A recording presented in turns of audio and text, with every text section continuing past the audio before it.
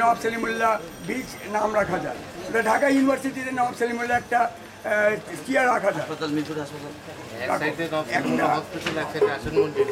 এখানে আমাদের নবাব ফ্যামিলি থেকে নবাব সলিমুল্লাহ বাহাদুর 2400 বিঘা জমিন ঢাকা ইউনিভার্সিটিকে দান করছে, কিন্তু আজকে ওই ফ্যামিলি আমরা মেম্বার, আমরা ভাড়া বাড়িতে থাকি। যেন আমাদের বাপদাদা দান করে দিচ্ছে এই দেশে।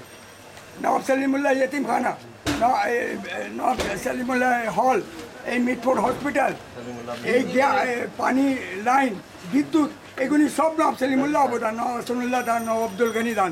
আমরা দান করছি, কিন্তু দেশবাসী বা দেশের বর্তমান সরকার, বিগত দিনের সরকার কেউ আমাদের কোনো এই দিকে লক্ষ্য করলো না। এই পর্যন্ত কি ঢাকা সিটি কর্পোরেশনের ট্যাক্স, পানি ট্যাক্স, ইলেকট্রিক ট্যাক্স, এইটা ডিট হয়েছিল, এটা আমাদের মাফ করে দেওয়া উচিত, কিন্তু ওখানে আমাদের ডবল লাইন না দিলে আরও লাইন কেটে যায়। তো এইগুলি আমাদের অত্যাচার অবিচার হইতেছে। এইদিকে যদি আপনারা দেশবাসী যদি এইদিকে লক্ষ্য করে আমাদের সম্মান রাখে, তো আমরা আপনাকে ধন্যবাদ জানাবো।